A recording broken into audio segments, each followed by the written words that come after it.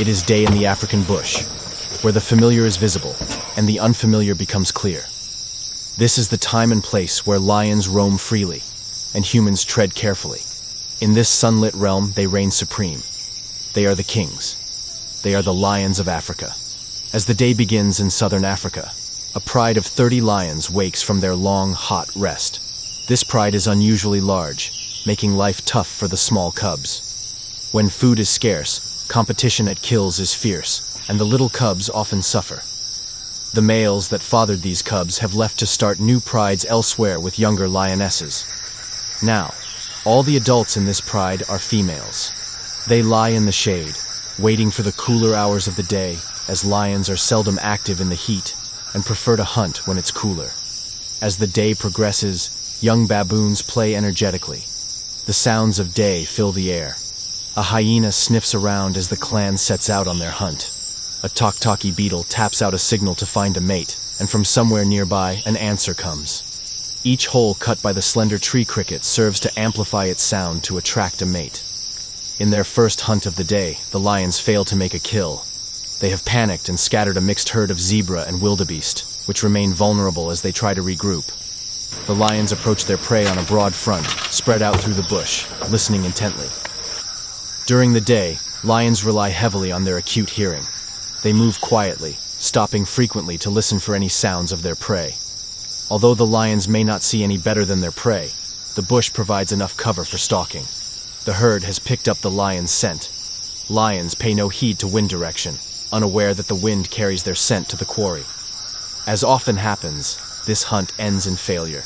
With so many mouths to feed, a pride like this has to hunt every day. To survive, they need to kill frequently. As the sun moves across the sky, animals that have rested through the heat of the day begin to emerge.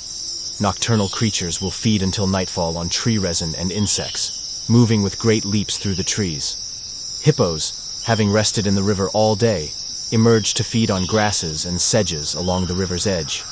Sometimes, when food is scarce, they travel several miles inland to find enough to eat. A porcupine cautiously tests the safety of the day before leading its family out to feed. The tiny pups, only a few weeks old, accompany their parents along regular trails in search of bulbs, roots, and bark. The lions have trapped a warthog in its burrow. It's a prize they cannot resist, and they will dig until they unearth it. The warthog fiercely defends itself with its sharp tusks, but with such odds against it, the outcome is inevitable. Only a few lions get a meal from such small prey. The others search for scraps. A hungry lioness returns to the demolished burrow for a last hopeful search before the pride moves on. A black roach digs a hole to place the eggs she carries, carefully concealing their position. Parental care is more developed in a large centipede, which carries her young with her. While she devours a grasshopper, her offspring clings securely to her body. Other centipedes protect their young in burrows, but this species carries them along. Predators like this tiny snake specialize in feeding on centipedes, despite receiving many bites. The snake's venom eventually overcomes the centipede, and the snake swallows its prey head first. One of the lion cubs, with an injured leg, lags behind the pride. The pride doesn't wait, and she struggles to keep up. A civet finds refuge in a tree as 30 lions pass by, resuming its search for fruits, insects, and smaller animals. When the cub catches up, she endures the bullying common among young lions, especially those with disabilities. There's usually some comfort from an adult. Cubs are resilient, and this one will soon recover to torment another cub. Unless driven by hunger, the hunt proceeds leisurely. The pride stops to rest, and sometimes sleeps soundly for a few hours. Lions are masters of relaxed living, rarely on their feet for more than 4 or 5 hours a day. These are the tiny tracks of antlion larvae, which wander at night to dig their traps. The antlion uses its head and jaws as a shovel to excavate a steep-sided pit. The antlion buries itself at the bottom, waiting for prey. When an ant falls in, the antlion throws sand to dislodge it back into its jaws. Roars can signal danger for the pride. These come from males trying to take over the pride and its territory. The intruders are shunned because males tend to kill cubs they didn't sire and appropriate kills within their hearing. So, the pride moves away, not relaxing until out of range.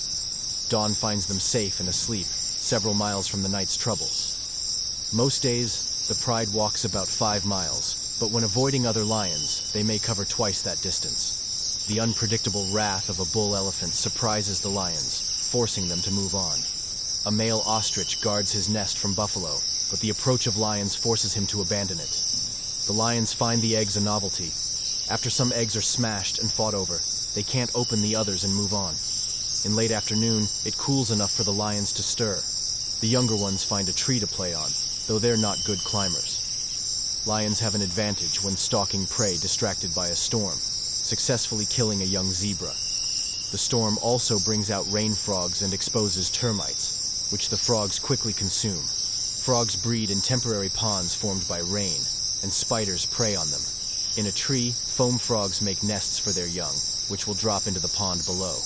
The pride encounters a foraging porcupine, a challenge left to the younger lions. The porcupine defends itself well, and the encounter becomes a lesson in restraint for the cubs. Eventually, they leave to catch up with the adults. A scorpion ambushes passing prey from its burrow. Millipedes have an escape technique, flipping onto their backs and slithering away. The lions charge a wildebeest herd, testing the cubs' survival skills. Competition is fiercest when the wildebeest's abdomen is torn open. By the end of the meal, most lions have small injuries that heal quickly. The carcass is dismembered, and the pride members take their spoils to gnaw on in peace. The younger cubs, including the lame one, get a share. Hyenas and jackals keep their distance until the meal is over. After eating, the lions groom each other, renewing bonds battered during the feeding frenzy. Harmony returns, and the pride moves on to find shade for the day. By nightfall, hunger will drive them to resume their endless search for food, continuing their journey through the African day.